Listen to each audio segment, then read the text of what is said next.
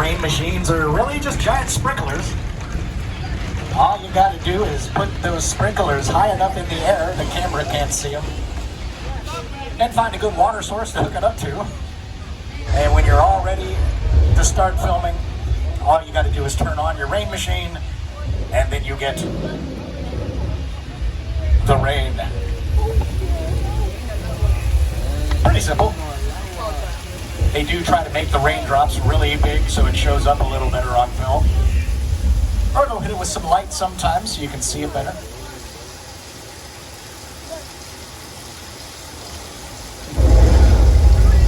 And when it is dark and stormy, or bright and sunny, or foggy, each one of those things sets a different mood to tell a story.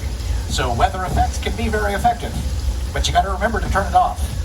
Because if you don't turn it off, this happens.